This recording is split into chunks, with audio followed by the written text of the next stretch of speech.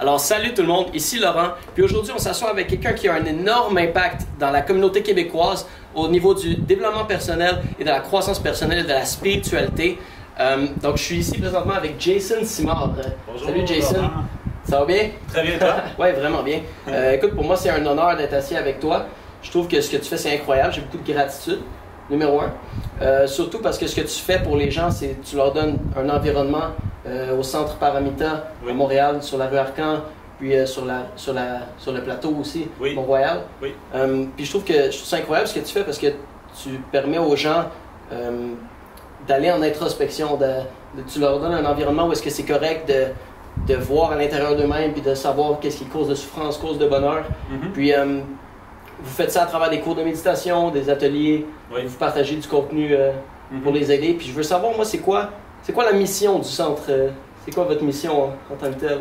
Oui, en fait, la mission, c'est vraiment l'homme derrière tout ça. En fait, surtout, c'est Lama Samten, un moine tibétain qui est au Québec depuis, fin des années 98, je pense qu'il s'est établi au Québec. Puis au départ, il était venu juste pour visiter des amis parce qu'il était déjà venu ici en visite là, au Québec. Puis il a vu vraiment l'intérêt des gens, un peu la soif là, des Québécois en particulier, de connaître un peu la spiritualité, le bouddhisme, la méditation, justement pour se libérer du stress, de l'anxiété, tous les différents problèmes qu'on peut voir là, de nos jours.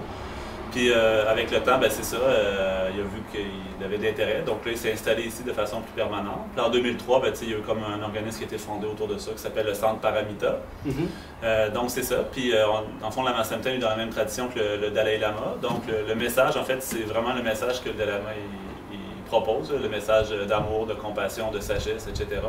Fait que la mission du centre, c'est vraiment de donner des outils aux gens, parce que à l'école, on reçoit toutes sortes de bagages, dans une société, on reçoit toutes sortes de bagages, d'éducation, pour faire toutes sortes de choses.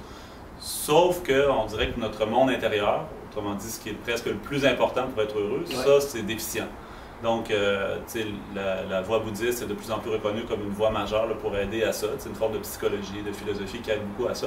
Donc, c'est ça la mission du centre, c'est d'essayer de donner des outils très accessibles aux gens qui veulent juste voir c'est quoi. Puis après, donner des outils plus en profondeur. En fait, on a comme un grand programme d'études aussi qui se fait, des étudiants qu'on a depuis 5 ans, 10 ans et plus, etc., qui gravitent là, avec nous. Des gens qui vous suivent, puis qui viennent apprendre. Puis c'est ça que j'ai marqué au centre, c'est qu'il y a beaucoup de gens qui s'impliquent en tant que bénévoles. Puis, moi, j'ai commencé le cours de méditation, puis c'est vraiment une dame, Carole, que ça fait longtemps qu'elle fait partie des ateliers et tout. Elle a fait plusieurs fois le cours, puis là, maintenant, elle donne. C'est ça. Donc, je trouve ça incroyable, parce que vous permettez aussi aux gens de s'investir, aux gens de participer à ce que vous faites. Puis, ce que je trouve intéressant aussi, c'est que les gens sont confortables de venir vous voir, de venir s'asseoir devant vous, écouter ce que vous avez à leur amener. Surtout parce que ce que j'ai appris avec vous, c'est que la philosophie bouddhiste, c'est que c'est une philosophie. Donc les gens, ils n'ont pas peur de s'embarquer dans quelque chose ou quoi que ce soit. Ils connaissent vos racines, puis ils connaissent vos intentions. Puis moi, je suis curieux de savoir un petit peu l'homme derrière tout ça, la personne que toi tu es, c'est comment que ça a démarré pour toi? Est-ce que ça vient d'un endroit où est-ce que tu cherchais le plaisir, le bonheur à l'extérieur, puis là tu t'es retrouvé là-dedans? C'est quoi un petit peu qui t'a emmené personnellement là-dedans? Oui, en fait c'est ça, c'est drôle comme on parlait tantôt parce que j'ai appris que tu avais 23 ans, puis que moi j'ai commencé à m'intéresser au bouddhisme aussi à 23 ans, là j'ai 40 ans. Fait que c'est vraiment, c'est pas quelque chose comme un jour je m'intéresse au bouddhisme, c'est vraiment tout mon parcours de vie, si je pourrais dire ça, quand j'étais enfant, quand j'étais adolescent, tout ça. Puis, c'est ça, je veux dire, la recherche du bonheur, c'est ça, parce qu'on cherche tous ça d'une manière ou d'une autre. Fait que, oui, je cherchais le bonheur, mais il n'y avait rien dans quoi je le trouvais vraiment. Je me disais, pour être heureux, je me disais, je vais trouver un jour la fille de ma vie, un jour je vais trouver ça, ça va être ça mon bonheur. Où je me disais, ça va être quoi mon travail, c'est quoi le sens de ma vie, c'est quoi je vais faire dans ma vie, c'est quoi le sens de ma vie. Fait que, il y avait, j'essaie toutes sortes de choses, puis j'ai voyagé aussi, j'essaie toutes sortes de choses pour essayer de trouver c'était quoi le bonheur, puis on dirait qu'il n'y avait rien qui me disait comme, c'est ça le bonheur pour toi. Puis quand à un moment donné j'ai lu des livres sur le bouddhisme, j'ai commencé à lire là-dessus, là ça disait que le bonheur ça partait à l'intérieur de nous, que c'était pas nécessairement les événements extérieurs qui nous rendaient heureux, mais notre façon de les voir. Fait que là j'ai dit, ok, là, ça m'a vraiment parlé, là, parce que j'avais des situations dans ma vie que je vivais, puis là, je me disais, ok, je mettais toujours, mettons, la cause du bonheur sur l'extérieur ou la cause de la souffrance sur l'extérieur, mais là je me suis dit, ok, non, c'est peut-être moi, dans le fond, qui est à remettre en question, pas juste les choses à l'extérieur, mais les choses intérieures. Fait que c'est ça, je disais, comme tout le monde, je suis allé à l'école, au cégep, j'ai étudié, j'ai essayé différents emplois, mais c'était comme vraiment pas ça qui me rejoignait, mais quand j'ai connu le bouddhisme, surtout quand j'ai connu Lama Samten, que là, tu sais, une personne qui en parlait de son vivant, tu sais, c'était pas juste des livres écrits, ça existe dans tel pays ou tel endroit, mais c'est vraiment quelqu'un qui me le montre. Puis en plus, tu sais, Lama Samten, ce qui dégage aussi la joie de vivre, le bonheur, la simplicité. C'est comme un enfant message, là, fait que tu sais, c'est comme vraiment inspirant. Fait que c'est ça, je me dis, moi je vais être comme lui. C'est la personne que je trouve qui m'inspire le plus, fait que je vais être comme lui. Ouais, on avait eu la chance, tu faisais des ateliers à chaque lundi. Et on avait eu la chance, toi tu étais à l'extérieur avec d'autres membres qui étaient en tournée. Là, c'est Lama Samten qui avait donné l'atelier du lundi. Puis c'était tellement incroyable de le voir. Il partageait son contenu dans un français que ça se voit qui n'a pas grandi ici nécessairement. Mais des fois, il riait, puis juste de voir à quel point il était en paix, puis il n'était pas affecté par aucun stress de ce que les gens pouvaient penser. Puis je trouvais ça incroyable. Puis je comprends pourquoi tu dis que tu t'es retrouvé en lui, puis à travers ton développement, ce que tu vivais. Puis, je peux faire un lien avec ça aussi dans ma vie, où est-ce que moi aussi, j'avais tendance à toujours chercher le bonheur à l'extérieur. Quand je vais être riche, par exemple, je vais pouvoir être heureux. Quand je vais avoir fini l'école, je vais avoir un diplôme, je vais pouvoir me trouver un travail, je vais pouvoir me sentir en sécurité. Puis, j'ai l'impression que plus on est dans une quête de sécurité, de bonheur, plus on renforce le fait qu'on ne l'a pas à l'intérieur. C'est ça, moins qu'on devient en sécurité, puis moins qu'on se sent comblé. C'est ça. Puis c'est quand on fait une introspection et qu'on réalise que c'est à l'intérieur de nous. Ben là, avec le temps, j'ai l'impression que l'extérieur, justement, il se modèle à ça. Il se modèle à ce que toi, tu dégages de l'intérieur. Puis ça, j'ai trouvé ça intéressant. Puis, tu parles de bonheur, puis je me rappelle justement la fois que Lama Samten était venu donner l'atelier. Il disait comme quoi le bouddhisme, c'est vraiment une quête personnelle pour arriver à un certain éveil, arriver à un bonheur personnel qui vient de l'intérieur, qui est bien cultivé. Puis il disait comme quoi le bonheur, c'était en partie les deux ailes du bonheur, si tu veux, la sagesse puis la compassion. C'est ça. Fait que j'aimerais ça que tu nous parles, dans la philosophie bouddhiste tibétaine, c'est quoi exactement la sagesse et la compassion? Et de quelle façon ça nous amène à un bonheur? C'est ça, en fait, c'est très vaste et très profond à expliquer. Mais c'est sûr que, tu sais, comme on dit que le Bouddha a donné un nombre incroyable d'enseignements, des fois on dit qu'il y a 84 000 sortes d'enseignements, mais tout ça se résume finalement à deux qualités, comme les deux ailes de l'oiseau, comme Lama Samten l'explique souvent. C'est que l'oiseau, ça il prend deux ailes pour s'envoler, pour se rendre à la destination. Mais c'est la même chose, nous, pour se rendre à la destination du bonheur ou de l'éveil qu'on peut trouver intérieurement. C'est ces deux qualités-là qui sont les plus importantes. La sagesse. Et l'autre qu'on appelle, en fait, on dit plus le mot méthode, mais c'est sûr que dans le quotidien, on utilise le mot compassion, c'est plus facile à comprendre pour les gens. Mais la méthode inclut en grosse partie la compassion et tous les autres éléments comme un peu les intentions positives qu'on peut avoir, telles que l'amour, la tolérance, la gentillesse, le partage, toutes ces qualités-là intérieures de cœur qu'on peut avoir. Bien, ça fait partie de la méthode, dont la principale, c'est la compassion. Fait que c'est plus ici comme une intention et nos conduites qui vont être dictées par nos paroles, puis nos conduites qui vont être dictées par ces intentions-là. Fait que c'est ça la compassion, ça c'est le moteur, le principal de notre vie. Puis tu sais, souvent, Dalai Lama dit, c'est l'élément le plus important dans le sens que toutes les traditions spirituelles, puis même des personnes qui n'ont aucune spiritualité, même des personnes athées, vont parler de l'importance de qualités comme la compassion, d'être une bonne personne. Tu sais, fais pas ce que l'autre, tu ne feras pas ce que tu vas te faire faire à toi-même. Donc, c'est quelque chose qui est universellement reconnu comme source de bonheur, autant pour soi que pour les autres. Puis l'autre aspect, c'est la sagesse, on pourrait dire comme presque l'intelligence ou plus facilement à comprendre, la compréhension. C'est d'avoir une bonne compréhension des choses. Donc là, on parle d'une vision des choses, une vision philosophique même si on pourrait dire. Puis dans le bouddhisme, l'élément principal, c'est la notion d'interdépendance. Plus qu'on raffine la compréhension de l'interdépendance, plus qu'on arrive à être heureux. Parce que même que de mieux comprendre l'interdépendance va nous aider à développer plus fortement notre compassion aussi. Dans le sens que si je suis conscient que même juste, non seulement, c'est sûr que de faire du mal à quelqu'un, c'est évident, mais même de penser des choses négatives sur quelqu'un, juste une fraction de seconde, c'est se faire du mal à soi-même. On est tellement interdépendant que n'importe quelle chose négative que je vais faire aux autres ou que même que je vais avoir l'intention de faire, je fais du mal à moi-même. Donc, l'interdépendance a plusieurs niveaux, puis on peut aller de plus en plus en profondeur pour le comprendre, mais c'est l'enseignement de base comme ça, la sagesse, c'est d'arriver à bien comprendre comment les choses existent. Fait que si on arrive à joindre ces deux éléments-là, la compassion et la sagesse dans nos actions, ça veut dire qu'on va avoir comme une vision éclairée de ce qu'il y a à faire, puis avec une bonne intention. Fait que comme ça, nos actions vont toujours être positives, vont jamais causer de tort. Souvent, il manque un aspect ou l'autre. Des fois, on dit « Ah, je sais ce qu'il faut faire », mais on le fait sans notre cœur. Ou des fois, on dit « Oui, je veux le faire pour aider l'autre, mais sans intelligence, sans sagesse. Donc là, je nuis à l'autre personne des fois. La personne n'est pas contente. Pourquoi elle n'est pas contente? J'avais une bonne intention. C'est ça, parce que ces deux éléments-là, des fois, ne sont pas combinés. Si on combine ces deux aspects-là, nécessairement, il va y avoir que du bonheur. Donc, l'ultime niveau de ça, c'est devenir un Bouddha, qu'on appelle dans le bouddhisme, devenir éveillé. Fait que quand toute notre ignorance est enlevée, quand notre compassion est rendue à son niveau maximum, quand notre sagesse est rendue à son niveau maximum, bien, ces deux éléments-là réunis ensemble fait qu'on peut être vraiment utile aux autres. Comme ça, en étant utile aux autres, on est utile à soi-même aussi. C'est ça, exactement. Puis comme tu dis, c'est important de combiner les deux. Oui. Donc, exemple, quelqu'un qui a trop de compassion, qui a beaucoup de compassion, par exemple, mais qui manque de sagesse, est-ce qu'il pourrait trop donner, c'est ça, c'est un exemple. Sans nécessairement, tu sais, par exemple, il donne tellement que il se fait, si tu veux pas marcher sur les pieds, mais il se fait abuser, exactement. Ouais. Puis là, par manque de sagesse, ben, là, il voit pas les erreurs que... C'est ça. Okay. Oui, c'est ça d'avoir la compassion sans sagesse va faire qu'on va pas faire la chose la meilleure pour l'autre personne. Tu sais, il n'y aurait pas de problème à avoir une action de compassion, tu te fais ridiculiser parce qu'on a de la compassion. Par exemple, Bouddha, dans sa vie, des fois, il y avait des actions qu'il faisait, puis là, les gens ridiculisaient, mais ridiculisaient parce qu'ils ne comprenaient pas. Mais des fois, c'est la personne elle-même qui manque de sagesse aussi, puis elle va faire quelque chose, puis elle ne se rend pas compte que dans le fond, c'est pas la meilleure chose qu'il y a à faire pour l'autre personne. Par exemple, si je disais « Ah, mes enfants, je veux les protéger de toute souffrance, je ne laisserai jamais rien faire. » Je vais tout leur donner, tout rendre la vie facile, mais après, plus tard, quand ils arrivent adultes, ils ne savent pas comment faire les choses parce qu'on aura trop surprotégé. Donc, c'est un exemple de compassion sans pas assez de sagesse. Wow, OK. Trop de protection, c'est les gens, ils grandissent un petit peu comme des vases qu'il faut protéger, puis là, dès qu'on les bouscule un peu, ils se craquent. Ouais. Oui, exact. Donc, trop de protection. OK. Puis, tu sais, tu disais, exemple, on donne beaucoup par compassion, mais par manque de sagesse, on se fait heurter, on se fait...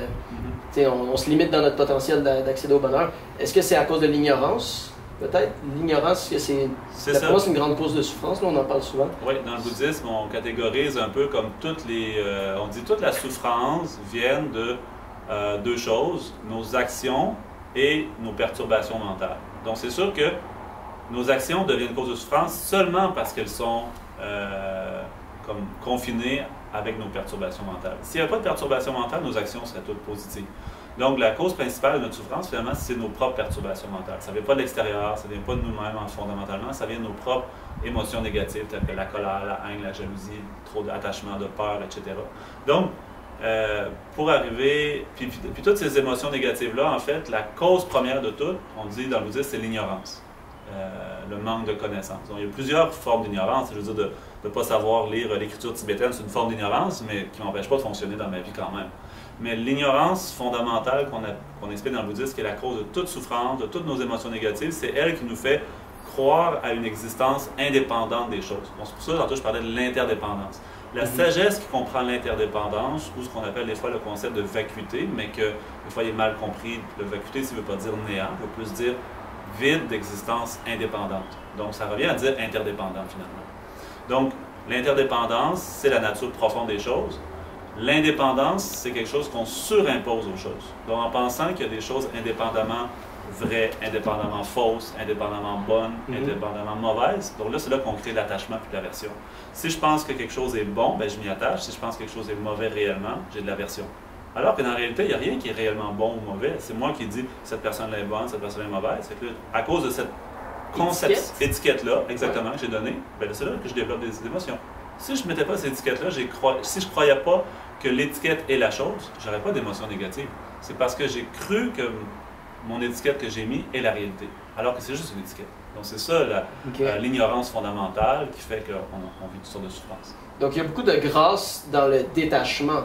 Dans le fond, c'est d'être détaché de ces choses-là, de pas nécessairement être indifférent par rapport à ces choses-là, mais d'avoir un point de vue avec du recul pour mieux les identifier, mieux les percevoir finalement. Oui, c'est ça.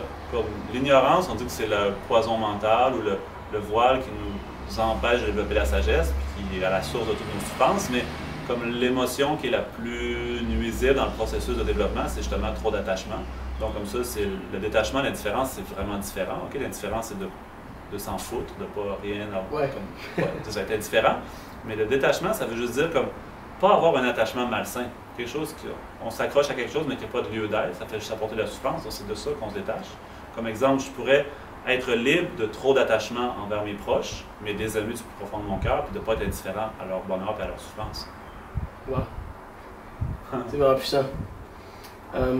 Laisse-moi penser. Non, je suis vraiment fasciné par ça. Ici, dans le fond, on a la cloche puis le dorget. Oui. C'est ça? C'est ça. Donc la cloche qui est le symbole, c'est la sagesse? Oui, c'est ça, comme les deux objets comme ça qui sont souvent apportés par les pratiquants dans la tradition bouddhiste tibétaine, en tout cas du moins. Ces deux objets-là qui représentent, la cloche représente la sagesse, puis le dorjet, lui, va représenter la compassion. Donc ces deux aspects-là, on les garde toujours avec nous. C'est comme juste un rappel. Parce qu'en fait, on dit la cloche conventionnelle, puis le dorjet conventionnel, c'est juste des objets qu'on voit devant nous, mais la cloche ultime, vraiment, ce qu'on devrait penser quand on voit la cloche, c'est de penser la sagesse, puis quand on voit le dorjet, de penser à la compassion. Donc, de toujours avoir avec nous la compassion et la sagesse, c'est pas d'avoir toujours les objets, c'est d'avoir toujours présent en nous. Présent en nous. Oui. Dans la pleine conscience, je me rappelle qu'à la pleine conscience, c'est non seulement l'habilité de porter son attention sur, par exemple, un objet particulier, sur une personne, sur n'importe quoi finalement, mais c'est aussi de garder en mémoire certains concepts, certaines idées. C'est ça. Desquelles on va se rappeler pendant notre journée pour améliorer notre expérience. Exactement. Puis si on s'en rappelle dans notre journée, mettons un exemple, c'est pour ça dans le bouddhisme, on met souvent l'accent sur l'importance de l'étude. Par exemple, de l'étude ou de la réflexion, de la méditation. De prendre du temps pour intégrer ces choses-là. Parce que dans notre vie quotidienne, quand on est trop agité, qu'on a trop d'occupations, on n'a pas le temps de porter attention à ça. Puis là, on rentre dans le très quotidien, puis on fait juste penser à des choses matérialistes ou quoi que ce soit. Alors que quand on prend le temps de se le rappeler un petit peu, même si c'est juste quelques minutes par jour, ces choses-là restent en nous. Puis là, tranquillement, on les développe dans notre vie au quotidien, dans notre travail. Mettons, quelqu'un d'employé nous dit quelque chose d'un peu désagréable. Oh, c'est vrai, j'essaie de pas trop répondre par l'agressivité, etc. Je rentre chez moi avec ma famille aussi, mes enfants. Un petit peu difficile, mais OK, je vais pratiquer la tolérance, je vais pratiquer le lâcher-prise. Après, nos relations deviennent plus harmonieuses, nous, on est plus contents. C'est beaucoup d'avantages. Donc, vraiment, en ayant cette pleine conscience-là toujours en nous, donc ça peut même transformer notre conscience au plus subtil, comme des fois on appelle ça le subconscient dans notre rêve. Quand notre conscience est transformée profondément comme ça, là on peut dire que notre pratique vraiment a porté beaucoup de fruits. C'est plus un niveau seulement intellectuel où on se fait des efforts, mais là c'est rendu intégré. C'est ça qu'on cherche à développer surtout. OK. Puis la façon qu'on développe le côté plus pratique de la philosophie bouddhiste tibétaine, j'imagine c'est la méditation. On en parle beaucoup, vous donnez des cours là-dessus. À chaque atelier que tu donnais, on commençait par une méditation, on terminait par une méditation. Est-ce que tu peux nous parler de la méditation? Du côté plus pratique de la philosophie bouddhiste tibétaine? Oui, réellement, la philosophie bouddhiste tibétaine, on peut l'appliquer dans toute notre vie. Dans le sens que le mot méditation ici veut dire habituer notre esprit ou familiariser notre esprit. Donc, c'est sûr que dans le cadre des activités qu'on fait quand on fait des ateliers, par exemple, on explique un peu certains sujets, puis on fait des pratiques de méditation en groupe. C'est une séance plus formelle dans laquelle on s'assoit, puis on concentre notre attention vers l'intérieur, par exemple sur la respiration, puis on essaie de développer l'attention, la vigilance, la pleine conscience. Mais c'est sûr que de façon plus large, la méditation peut être appliquée au quotidien, dans toute notre journée, que ce soit dans notre travail, notre famille, dans nos conversations, etc. Donc, c'est d'avoir toujours cette présence d'esprit-là, puis que dans nos actions, dans nos paroles, qu'est-ce qu'on essaie de cultiver en nous, ça se reflète aussi. Fait que c'est tout ça la méditation. La philosophie bouddhiste, c'est pas quelque chose qui se réserve juste à rester dans une grotte ou dans nos livres, et comme ça. Non, c'est vraiment, au contraire, ça c'est juste comme les genres d'outils pour nous permettre d'être dans notre quotidien, dans notre travail. Mettons, je travaille comme infirmier, comme professeur, même comme garagiste. Je veux dire, d'avoir une bonne attitude, d'avoir une bonne éthique de vie, d'être honnête avec mes clients, d'avoir tout ça, c'est ça l'essentiel. Donc, si on veut se pratiquer, c'est bon justement de prendre du temps pour ça, dans la lecture, la réflexion, puis la méditation. Donc, s'asseoir un peu, prendre quelques instants, concentrer notre attention sur la respiration. Mais il y a beaucoup de choses à dire sur la méditation, mais c'est sûr, on offre comme ça au Centre Paramita les cours de méditation, cours sur la philosophie bouddhiste. C'est comme les cours de base, mais après, il y a d'autres cours pour aller plus en profondeur. Donc, il y a des choses à dire à l'infini. Oui, avec 84 000 enseignements, tu disais. Ouais, ça en fait beaucoup. Donc, l'idée, c'est de pas juste voir la méditation nécessairement comme une pratique, quelque chose que je fais comme un jogging, par exemple, mais de le transporter avec nous dans la vie. C'est de faire de la vie une méditation, finalement. C'est ça. Regarde, comme, mettons, l'exemple de Bouddha. On prend l'exemple de Bouddha, sa vie, c'est ça. Toute sa vie, quelques périodes de l'année, il était comme en retraite de méditation, mais tout le reste, il était en train d'aider les gens, donner des conseils. Regarde comme ce que les gens font comme enseignants à l'école, professeurs, ils se reposent pendant l'été, le reste de l'année, ils travaillent. Donc, c'est la même chose. C'est essayer d'aider dans le quotidien, mais prendre du temps comme ça pour soi, pour se ressourcer, pour essayer de développer ça en nous. Mais la méditation, c'est dans toutes les actions de notre vie. Wow! C'est fou comment à travers ça, à travers la compassion, la sagesse, puis le côté tes pratiques, plus méditation, puis garder tout ça dans la pleine conscience pour nous aider à avoir une meilleure expérience de la vie, c'est fou comment ça peut nous permettre d'atteindre un bonheur intérieur, quelque chose qui vient de nous.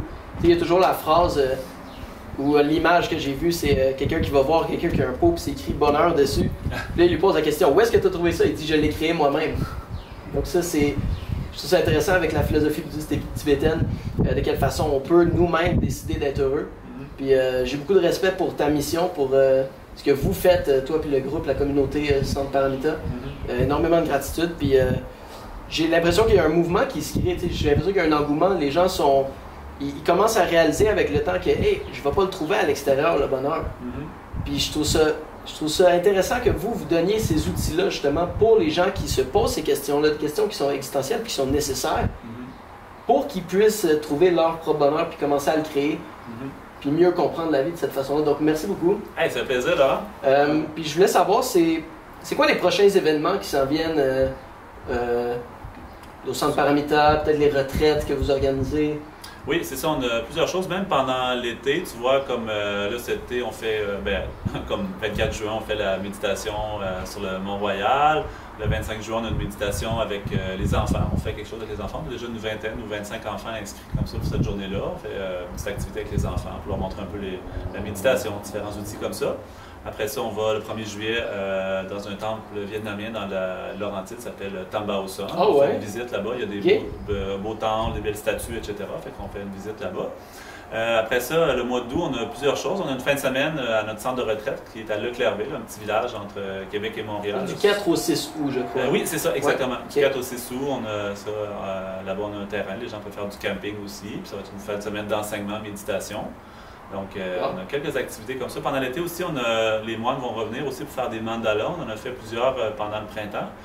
Les mandalas, c'est quelque chose fait avec du sable coloré, puis il y a tout un rituel au travers de ça. Puis on donne plusieurs cours aussi, puis enseignements, ateliers au travers de ça, des méditations.